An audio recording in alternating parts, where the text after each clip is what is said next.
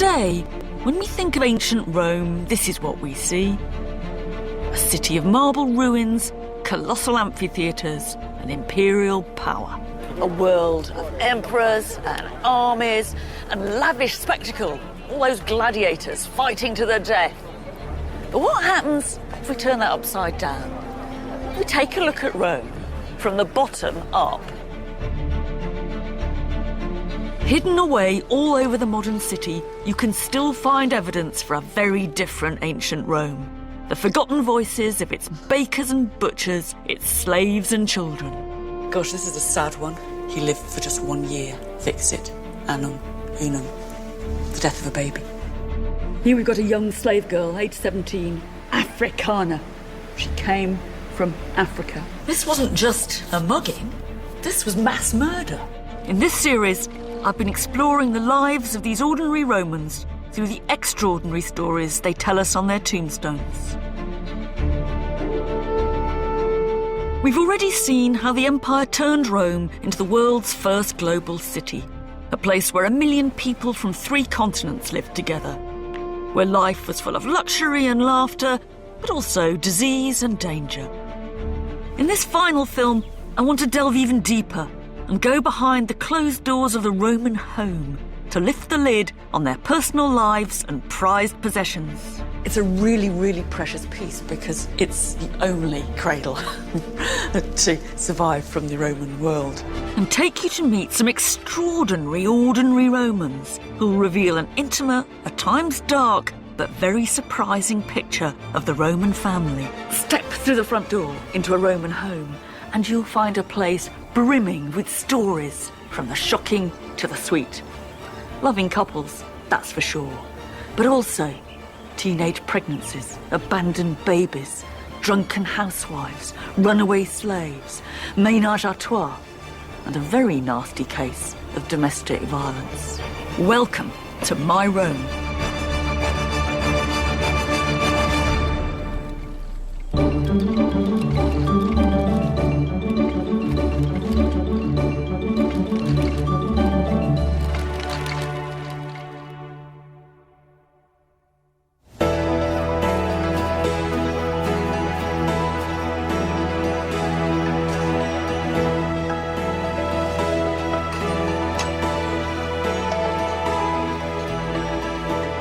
This house in Pompeii is the perfect example of a conventional Roman home. You come through the front door into a grand formal hall with several rooms off it, a pool for collecting water, and opposite the front door, a reception room cum study called, in Latin, the tablinum. The standard view is that this is where the master of the house presided, dressed in his toga, receiving his guests. While at the back of the house, in the private quarters, is where we find the wife and kids, and the cook slaving away over a hot oven. The problem with that is there's a touch of the Frankie Howard Mr. and Mrs. Pompeii about it. Or, to put it another way, it's temptation for us to take a rather idealising image of our own families, dress them up in togas, add a couple of slaves, and say, hey presto, that's the Roman family. And it's not actually entirely wrong, and there's some quite strikingly familiar things about a Roman house, right down to some of them having a beware of the dog sign at the front door. But if you look a bit harder, you find it isn't quite so simple. So how do we start to bring back to life what really went on within the walls of a Roman home? And how do we get close to a real Roman family?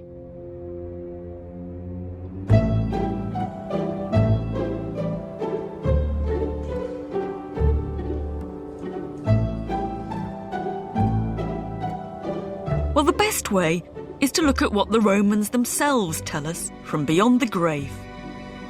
When you come into a place like this, what first hits you in the eye are the statues of the rich, stern emperors and ladies with expensive hairdos. But if you look behind them, you'll find thousands of ordinary Roman voices, compelling us to read their stories. Some have forked out on portraits, others on just a few lines of text. But they all give you clues about who they lived with and who they loved. Here's a cute little boy with his pet dog. Here's a dad. He's commemorating his daughter, Julia. There she is, really natty hairdo.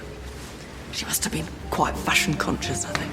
But one of the most striking things about all these tombstones is how Roman husbands and wives portray themselves in death.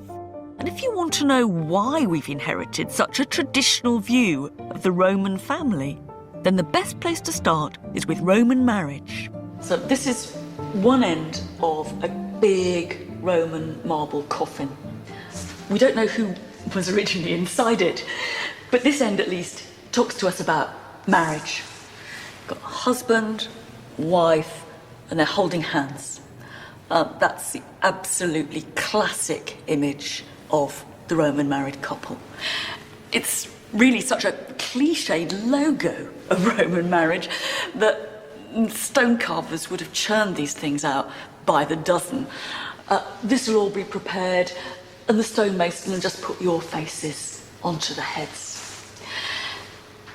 Whatever it looks like, it isn't an equal relationship, though. In the stereotype, the husband has all the control. The wife's job is to serve him every which way. You even get some Roman epitaphs that sum up a woman's life just by listing her service. She talked nicely, she walked nicely, she had kids, she kept house, she made wool. Enough said. And it goes right to the top of Roman society too. There's a lovely story about the Empress Livia, the scheming, poisoning wife of the Emperor Augustus.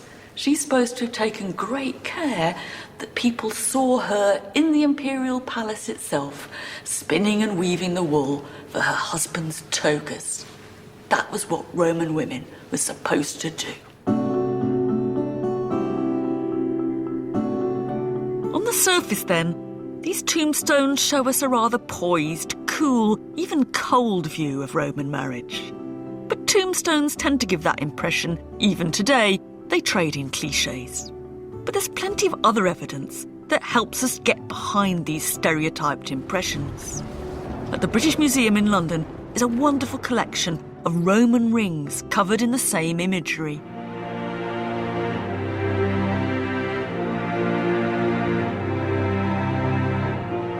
They look pretty familiar to us. We know actually that what we call the wedding finger was the favourite place to put a ring. Some Roman doctors thought there was a direct link between that finger and the heart. But it's hard to get through these sort of standardised images of the clasped hands. But just occasionally you can. This ring here, it's a pretty plain ring, but in the centre it's got, written on it in Latin, Te amo parum, which means literally, I love you not enough, I don't love you enough.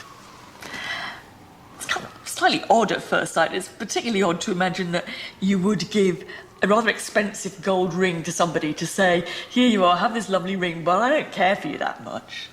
I think it's probably a bit cleverer than that, and I think what the message must mean is, I can't love you possibly as much as you deserve to be loved. You are so fantastic and gorgeous and lovable, but nobody could love you as much as you ought to be loved. It's a wonderfully rare, really rare glimpse of somebody's kind of personal voice sort of shouting through these rather cliched images of marriage.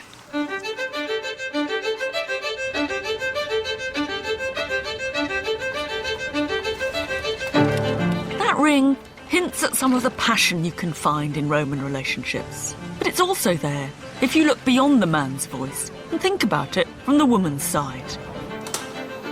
Scattered across Rome is an amazing trio of tombstones, which, although still written by men, give us a much more intimate and more honest portrait of their partners. You have to be a bit careful about what husbands and wives say about each other on their epitaphs. They do tell such terrible whoppers about their marriage. We lived together for 30 years without a cross word. I don't imagine that could have been any more true in ancient Rome than it is now. But just occasionally, you find someone who comes a bit off-centre, breaks through those cliches, and really conjures up a character. This is a great example. It's the tombstone of a woman called Glyconis, put up by her husband. Now, Glyconis is a Greek name, and it means sweet. So she's sweetie. And he says that, in fact. He says she's sweet by name, but even sweeter by nature. She didn't like to be all proper and austere, he says. She much preferred to be a bit wild, lascivos, rather sexy, suaves. She liked to get a bit drenched in Bacchus. Now, Bacchus is the god of wine. So what he's saying is she was a bit of a wild thing, and she really liked a drink or two. It's a pity, he says, she didn't live forever. After all that affection, the next one reveals a much darker side to Roman marriage. Here's another tombstone, which doesn't look very special, but it's got a horrible sting in the tail. It's put up by a husband and wife. He's called Restitutus Piscinacis, and the wife is called Prima Restuta. And they put it up, fake errant, to Prima Florentia, their dearest daughter, filiae carissimae, dearest daughter. So far, so ordinary. But how did she die? She was thrown, decepta est, in Tiberi, into the Tiber, by her husband, Orpheus. She was just 16 and a half years old. If Mum and Dad are right, this was a case of domestic murder. I'm afraid some things never change. The woman in this last tombstone deserves to be a lot more famous than she is. Her story gives us a very different view on Roman virtue and fidelity. And it's put up to a woman called Alia Potestas. And she's an ex-slave. She's a liberta of a man called Aulus, her partner. Starts off with some pretty standard praise for a Roman woman. She was always the first to get out of bed in the morning and the last to go to bed at night, i.e. she was doing all the housework. But then starts to get a bit weirder, because the writer becomes a bit strangely explicit about her body. He says here she got lovely snow-white breasts and small nipples, and that her arms and legs were beautifully smooth. And then he explains why. It's because she was a very active depilator. She sought out every little hair and plucked it out. But it gets even weirder than that. This woman had actually 2 lovers that she was living with.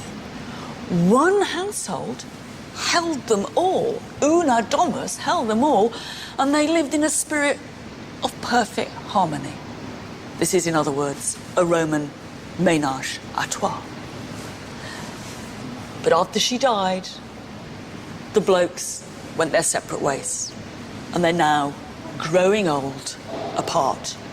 If you wanted just one example of how Roman relationships could be as messy, as murky, and as mixed up as our own, it would have to be the household of Alia Potestas. I can't help wondering, though, what Alia Potestas' version of the story about these guys would have been. So if these 3 voices tell us how we can fill the Roman home with a more unexpected set of occupants, what about the house itself? Well, if you look beyond those rather posh houses in Pompeii with their grand entrance halls and expensive paintings, you'll find that Roman homes came in just as many shapes and sizes as their relationships.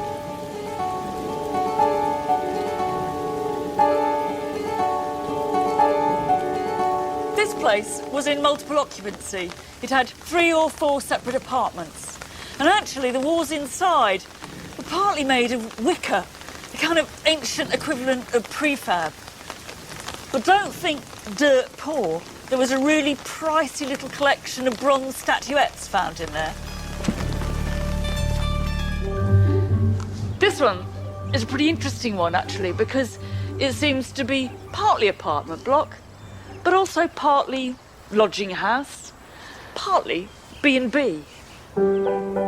Just around the corner is one of my favourite Roman homes, the ground floor flat of what was once a quite comfortable Roman apartment block. Anyone at home? What's so surprising about this place is that its layout, basically a series of rooms off a central corridor, feels like any flat that you might find in any modern city. It's now called the Insula of the Painted Ceiling, for obvious reasons. I almost feel I could move right in today. Now, we don't know how many people would actually have lived here, and that does make a difference to how we picture it. And we certainly don't know exactly who they were.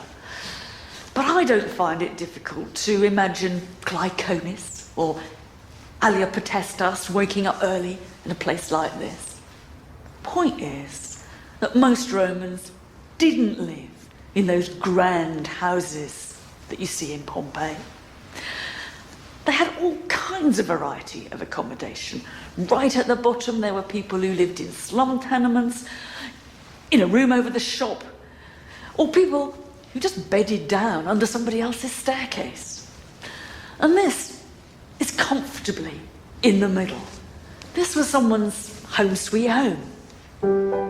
All the same, part of the difficulty we have in trying to bring spaces like these alive is that hardly any of the stuff that went into them has survived. Imagine trying to work out what went on in a modern house if we didn't have any of the furniture. But the task is not entirely impossible. Hidden away in a storeroom in Herculaneum is a priceless treasure trove of domestic furniture found in houses around the town. Carbonised when Vesuvius erupted in AD 79, they've been painstakingly put back together. It's terribly evocative. I mean, here we've got a table, it's the kind of thing that you'd have by your bed. It's what you eat and drink off. Don't imagine that all Romans lie down to eat. They put their takeaways on here and sit down and have a nosh. And there's here, it's 2 little wicker baskets. You could actually take the lid off.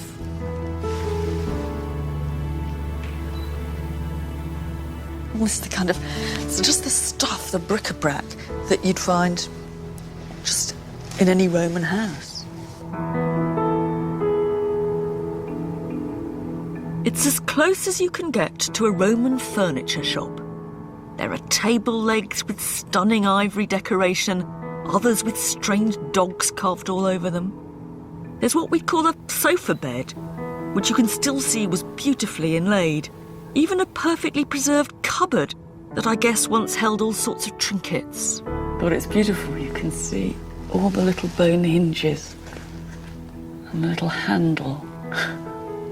But one find is the rarest of all. This is a baby's cradle. It's a really, really precious piece because it's absolutely the only cradle to survive from the Roman world. And that, I suppose, makes you think, maybe we've just been unlucky in not getting the other kids' cradles, or maybe most babies didn't sleep in something like this, but they bedded down in the ancient equivalent of a drawer, or actually they slept in bed with mum or nurse. When it was found, it actually had a tiny little skeleton in it, and around the skeleton were bits of fabric, textiles, and a whole load of leaves. And it looks as if this baby was sleeping on a mattress, stuffed full of leaves, covered by a blanket, when the eruption of Vesuvius came in 79 and put an end to that little life. Still touching though, isn't it? rocking the cradle that's been rocked by Roman mums and nurses.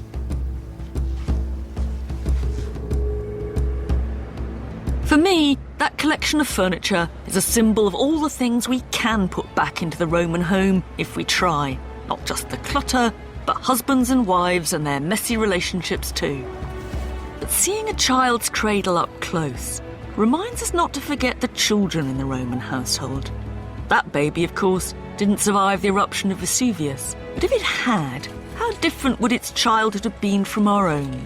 Nowadays, we separate childhood off from the adult world. We dress kids in clothes quite different from adults.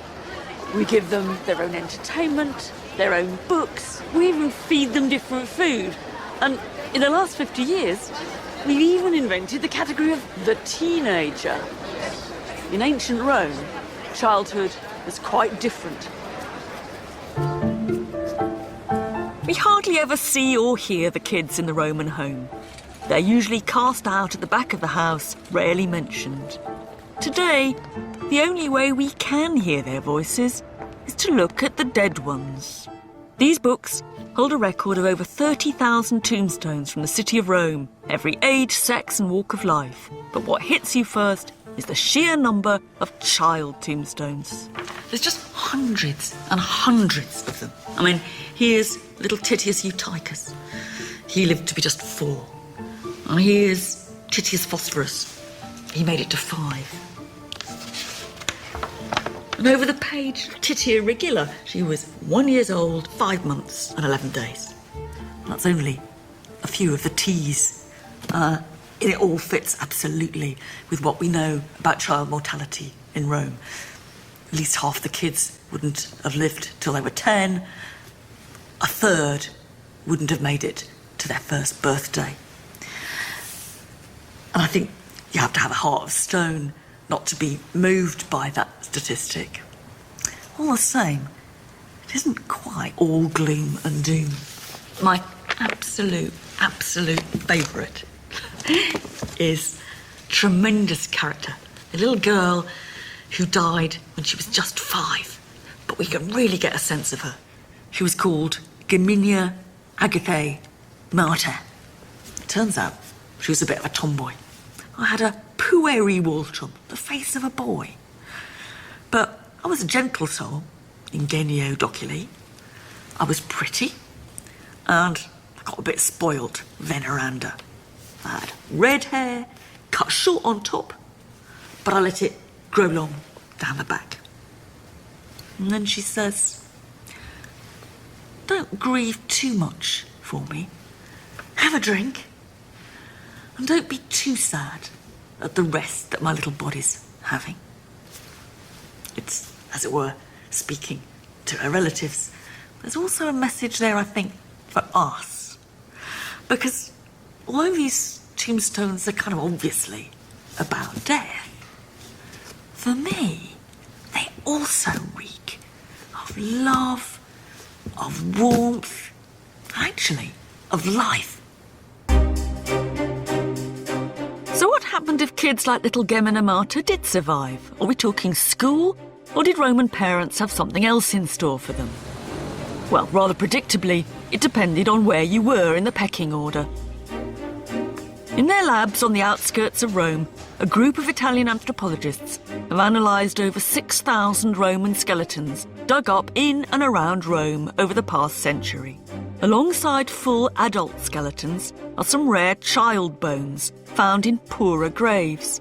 For although Roman kids died in vast numbers, their fragile little skeletons rarely survive. Questi invece sono i resti di un individuo molto piccolo, di un bambino di circa 6 anni di età alla morte, mentre invece questo individuo è un adolescente, probabilmente maschio, di circa 16-17 anni di età alla morte. And what's extraordinary is that these bones show some very telling signs of wear and tear.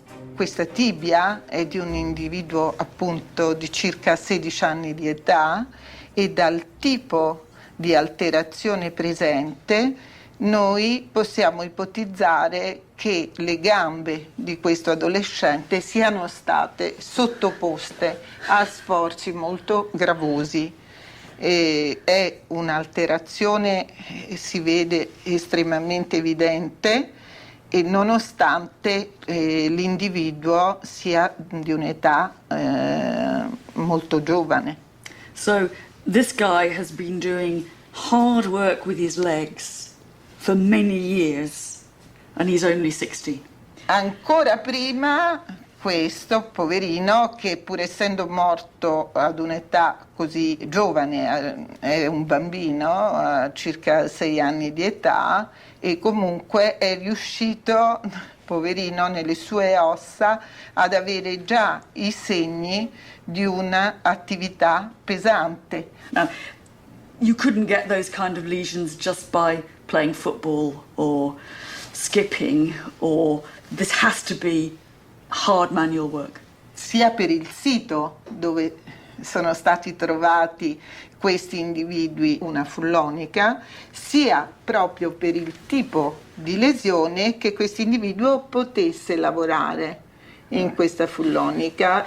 And in fullonica you're treating the cloth, you're dyeing the cloth, you're stamping on the cloth. So what we've got is a kid doing heavy manual labour at a time when we think they should be in infant school.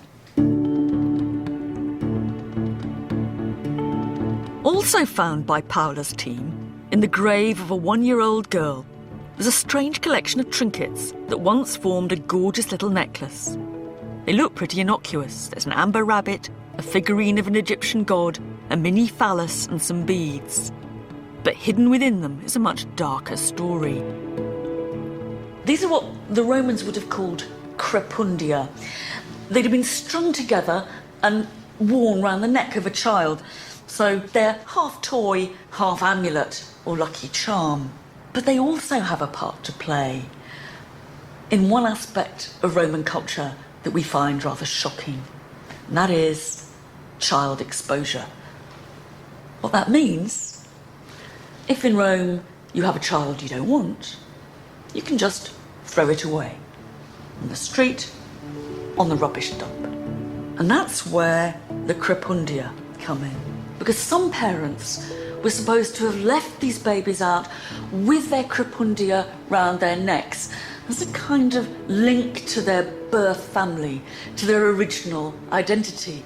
It's a wonderful plot line, actually, in some Roman comedies, that the slave girl heroine is suddenly spotted and recognised by her mum and dad because they've seen the crepundia that they'd left out with her. So in some Roman comedies, these things can bring about a very nice, happy ending. In real life, I'm not so sure.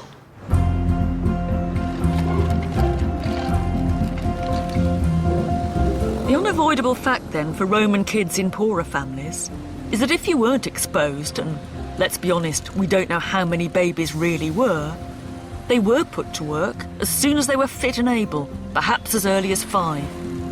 But further up the social scale, things were predictably different.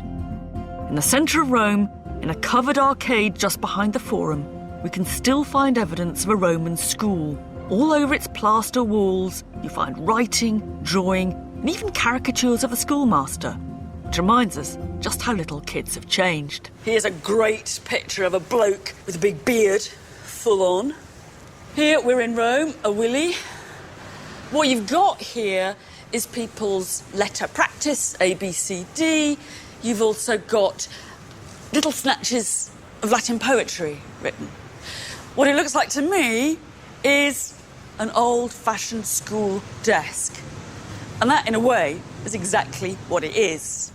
Schools in Rome weren't schools in our sense. Lessons took place in arcades like this, under shady trees, even in the streets. They were fee-paying for the most part, so only for the well-off and only for boys. Some of those lessons would have been much like ours. They would have learnt to read and write. They would have done a modern language. In their case, it would have been ancient Greek. No science and PSE. It would be public speaking and poetry.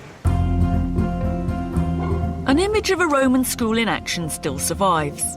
The original painting in Pompeii is pretty faded, but this 19th century copy shows exactly what's going on. Here are the good boys at their lessons, but here is the unfortunate malefactor.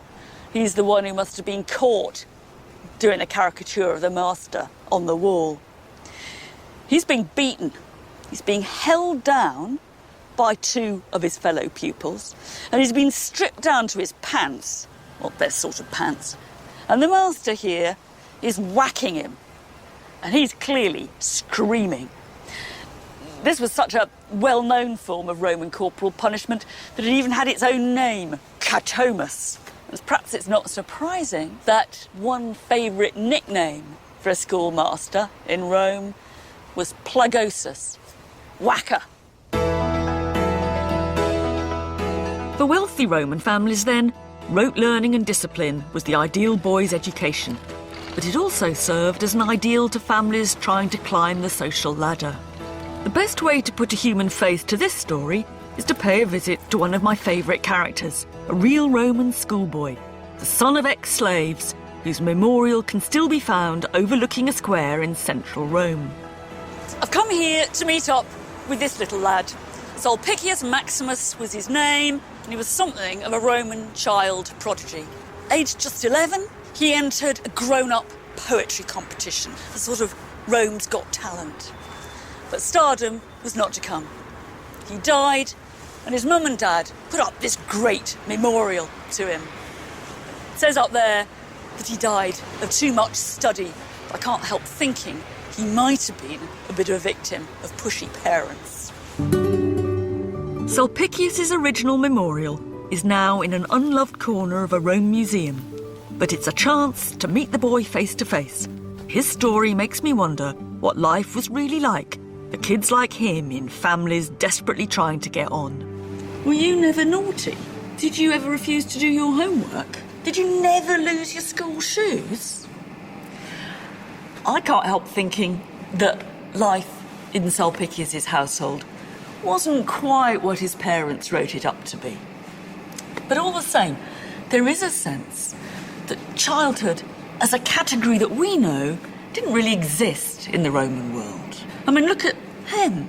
If you came across this statue and you didn't know the story written round about him, you'd think this was some orator haranguing the masses in the Roman Forum. In fact, it's a kid of 11 years old, and you'd never know it. For aspiring Roman families, if you wanted to educate your boy, you concentrated on public life, on oratory, even poetry, not on what we would call emotional development. But how different was it for rich Roman girls? In the storeroom of the same museum is one remarkable object that helps to tell their side of the story. This is the most exquisitely beautiful Roman doll. She's the most perfect specimen to survive from the Roman world, and she's so precious and fragile that although I'm just itching to pick her up, I'm not allowed to. She looks as if she's made of wood, but in fact, she's ivory. She's a woman with very cleverly jointed limbs. She's got a rather posh, fashionable hairdo, and on her hand, she's got a little gold ring. Now, there's no such thing as a toy shop in the Roman world, and for most kids like Sulpicius, if they went out to play, they'd be improvising with nuts and stones and playing ducks and drakes on the river. This is something a bit special. She's not just Barbie, she's Empress Barbie. But there's another side to a toy like this. It's not just about play. Like all toys, it's helping to teach whoever owns it what their role is going to be in life. Roman women were made for marriage and for breeding children. And in fact, some Roman writers tell us that just before they do get married, Roman girls would go along to a temple and they would leave their dolls in the temple. But that didn't happen to this doll, because actually it was found in a big stone coffin of a woman called Creperea Trifina. To judge from the skeleton, Creperea was about 20. She presumably hadn't got married, so she took her doll with her to her tomb. That's quite extraordinary to us. We wouldn't ever imagine burying a 20-year-old with her Barbie. An awful lot of Roman girls must have gone to the grave with their dolls. In fact, one of the most famous writers of the Roman world, Pliny, tells the story of one girl who died young, Minicia Marcella, the daughter of a friend of his, Fundanus. Pliny says that she was going on 14, but she had an old head on young shoulders. She was wise beyond her years. She was sweet and charming, and she was the spitting image of her dad. The really sad thing, he says, is that she was just about to be married by an absolutely extraordinary piece of good fortune. We actually have Minicia Marcella's tombstone. Here it is, this rather elegant, austere affair, to the spirits of Minicia Marcella, it says, the daughter of Fundanus. But there's a sting in the last line. Pliny said she was going on 14. This says she lived for 12 years, 11 months and 7 days. So she was 12 years old and just about to be married. Now, we don't know how many Roman girls got married this young, but a significant minority, I think. And it raises an obvious question. Were marriages like this consummated straight away? We like to think not, but the chances are that they were.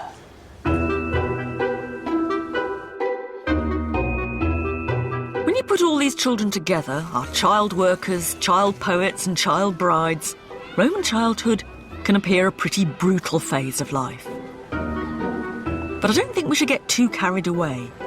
To help me put it into context, I met up with a colleague and father of two, Greg Wolfe. I mean, I still find it hard to get my head around Roman childhood. I mean, was it really that brutal? I'm not really sure that it's quite as unfamiliar as that.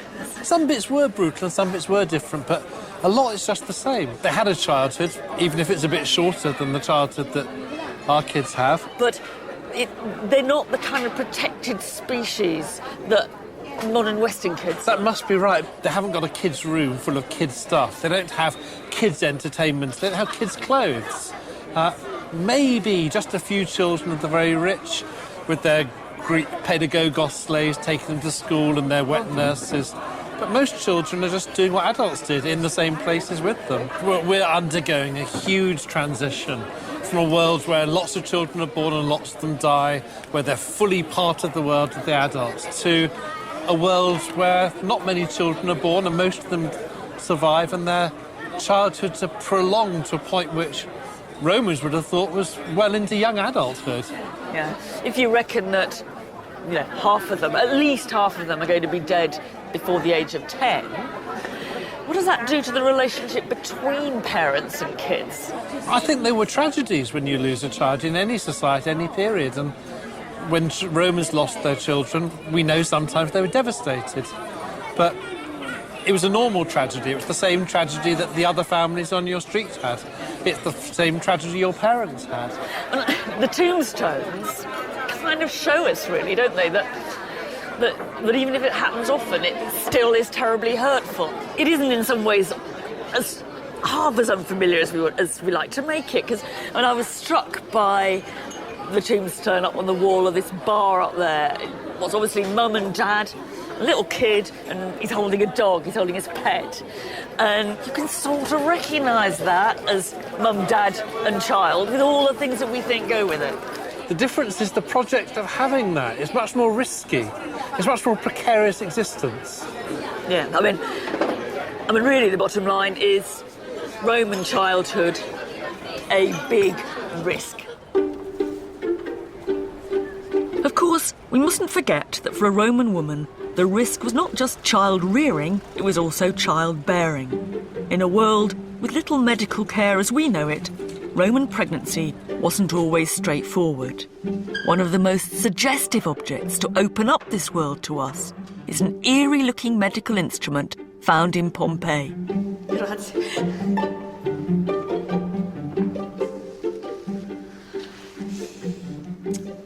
Every woman will recognise exactly what this is. It's an ancient Roman gynecological speculum. The principle's pretty clear. You have the prongs here, and they're put into the vagina.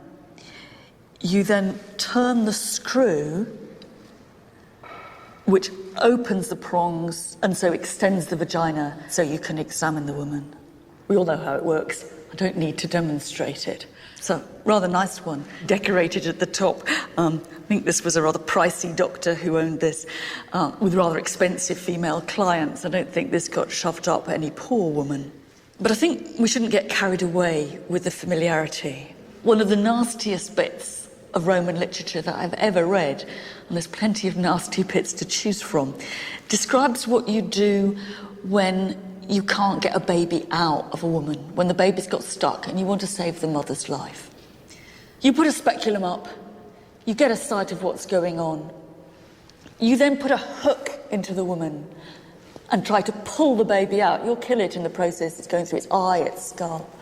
I can't imagine, even if it was intended to save her life, that many women could have survived that process. Childbirth today has its dangers, but in the Roman world, it was a battlefield. I think if in the Roman world men died as soldiers, women died in childbirth. It's hard to get a feel for such experiences in the Roman home itself. The rooms they used for sex and childbirth have given us a few beds, though curiously no double ones, and plenty of erotic pictures. But just occasionally, we get a glimpse of how women could transcend the traditional roles that were expected of them. In a house in Pompeii, now known as the House of Julius Polybius, after the man who owned it, is one example of a woman who may have done just that. I've come to see her with my colleague, Andrew Wallace-Hadrill. What I'm interested in is this rather extraordinary painting. It's actually showing a religious sacrifice going on, and it's full of slightly weird religious symbolism like this snake and the altar. But what I'm interested in is this couple here, because this to me looks as if it's meant to be the head of the household and his wife. And it's very unusual because the standard scene is just the man in his toga doing the sacrifice, and everyone always says this must be the head of household, and here suddenly we have her too. She's cut in on the action. The woman, because her property is completely separate from that of her husband, could be more wealthy and more powerful. What's this lady doing here, right bang in the middle of the picture, if she isn't richer and more important than the little man at her side?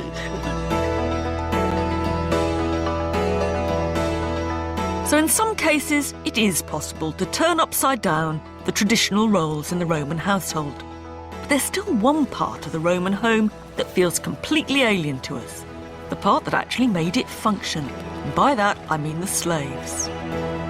Archaeology itself has produced very little material that relates directly to slavery.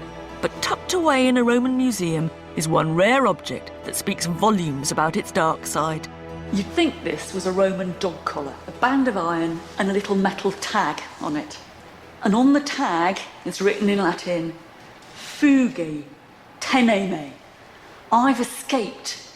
Catch me. If you take me back to my master, Zoninus, you'll get a solidus, a gold coin. It's probably not a dog collar.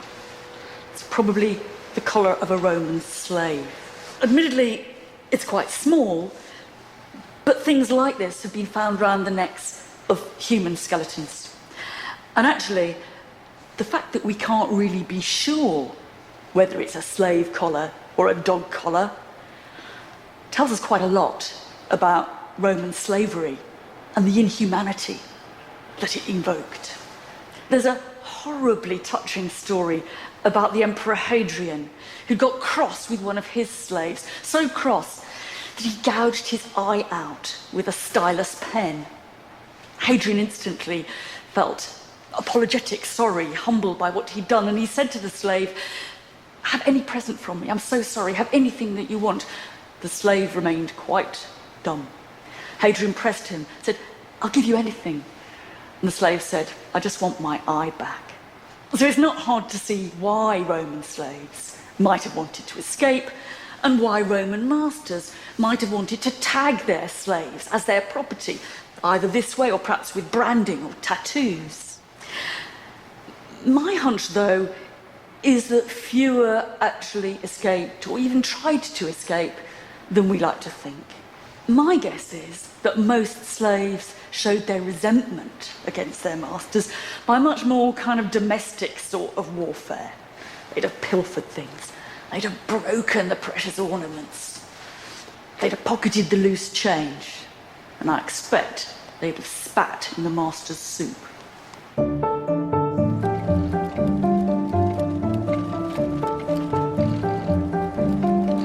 Today, slavery is one of the nasty cliches of Roman culture. It's a word loaded, understandably, with all kinds of modern preconceptions. But the fact is, it was deeply embedded in Roman culture. In a population of 1 million, 1/3 might have been slaves. And they weren't just for the rich. Poorer households had them too. Even some slaves had slaves. Of course Roman slavery was brutal, but relations between masters and slaves weren't anything like as black and white as we tend to imagine. Sure, there must have been fear, suspicion, hatred, on both sides actually. There are some marvellous Roman urban myths about crafty slaves running rings around their poor, long-suffering masters. But at the same time, there was plenty of respect, affection, even love. One of the best places to see evidence of these conflicting emotions at the heart of this relationship is actually in one of Pompeii's grandest houses. In a suite of rooms off the back garden is a private bathhouse with some pretty graphic mosaics. They hint, rather heavily, at one part of every slave's job description we tend to forget: sex. So this is the entranceway to the hot room, the sauna room. Yes. So what you've got here are some strigils, the kind of bronze things that you used for scraping the oil off. It's really rather gynecological in the end. And the thing is, we can't really read that without looking at this guy here. This strange sort of naked black figure. He's got little white panties And he's on. got a little white loincloth, which is completely failing to do its job. Because the one thing it's not covering is his genitals, This is really... which are enormous, hanging down. The bronze tip matches those lamps or flasks or whatever he's carrying in his hands. Which they themselves look phallic. So we're being given a very strong sexual theme as we enter. So this is the dinky little sauna. You can hear, the moment you get in it echoes around It's us. lovely, isn't it? It's an amazing space. And it's And look at this mosaic, which is, well, it kind of says sex in the swimming pool to me. It appears to be another slave, doesn't it? What comes out of this is something about the sexuality of bathing, but also about use of slaves. Their total availability, their bodily availability to their masters for sex. I mean, no one living in a big house says, I know what I'll do, I'll go down to the local brothel. They use a slave as they want, when they want, and that's the basic deal of But slavery. then, isn't it interesting that it's not just the master of the house exploiting female slaves and male slaves, it's also the female owners and dominant figures in the house exploit male and possibly female slaves. That's the really nasty bit of Roman slavery. To be pressurised into having sex with the master or the mistress, well, it's an assault on your freedom, but that's the point. You've lost your freedom, the freedom to control your body. But you mustn't think that because sex happens between master and slave, it's necessarily a bad thing for the slaves all the time.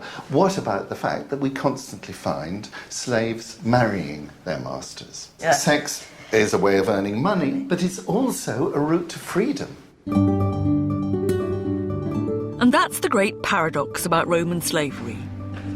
We might think it was brutal, at times even amounting to rape, but it was not always a life sentence.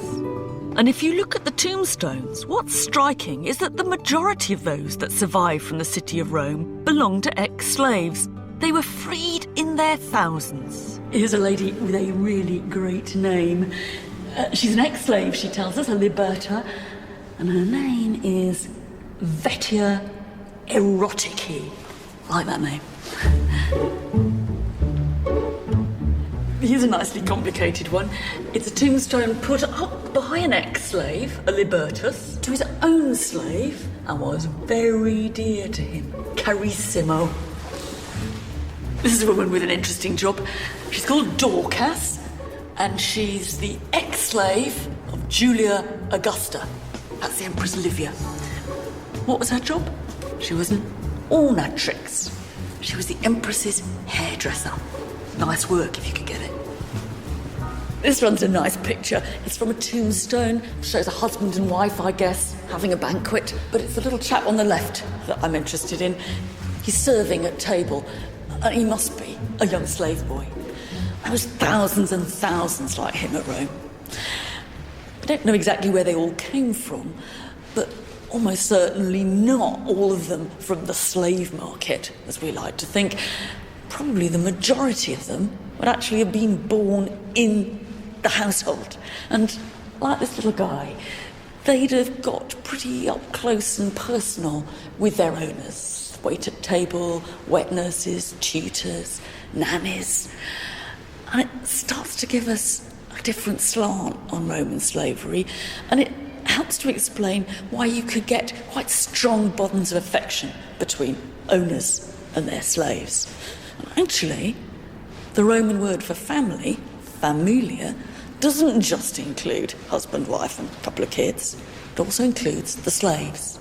So in Rome, slaves really were part of the family. And that's what I find so disappointing about the standard image of the Roman family. The slaves were not always segregated. They were the familia as much as the master and mistress. In fact, the best way to see just how open it could be is to visit a Roman family tomb. I've come to see some in ancient Ostia with Corey Brennan from the American Academy in Rome. This feels like a kind of back alley in the city of the dead. Really. Well, that's precisely what it is. And here is a home in the city of the dead, so to speak, and it's something that Marcus Sinius Aristo set up for himself and for his ex-slaves, the libertis, the male ex-slaves, and the libertables, the female ex-slaves. It's interesting, too, that in the last line here, he makes clear how much land he owns for this tomb, doesn't he? It's not just a marking off the legal perimeter of his space here, but it's a way of boasting precisely how much real estate he has here in the city of the dead. What's important, then, is that masters and slaves chose to live together in death, not just in life. In a way, these tombs are like mirrors of their own homes, with separate rooms, upper stories, and spaces for urns that outnumber the nuclear family. What strikes you when you come in is the kind of communality of it, the sheer number of burials that must have been here. Yeah, well, there's about 24 of these niches, and each niche is a double. And so you're talking 48 people or so. It's interesting to see how they're all mixed in here. You don't walk in here and say, there's the master's niche. In fact, it's pretty hard to tell where it would have been. And it's so completely different from what we're familiar with in, say, Victorian England, where the idea that Mr. and Mrs. Posh and their posh kids would be buried in the same tomb as the cook or the tweenie or the butler is absolutely unthinkable. But this is meant to be an ideal. This is the image which these folks, these aspirational folks, wanted to convey, which was that of inclusivity, of the large family. Harshness was not in anyone's interest. It shows us a softer side of this horrible institution of slavery. Yeah, it's great, you boast. This is a tomb for me and my ex-slaves.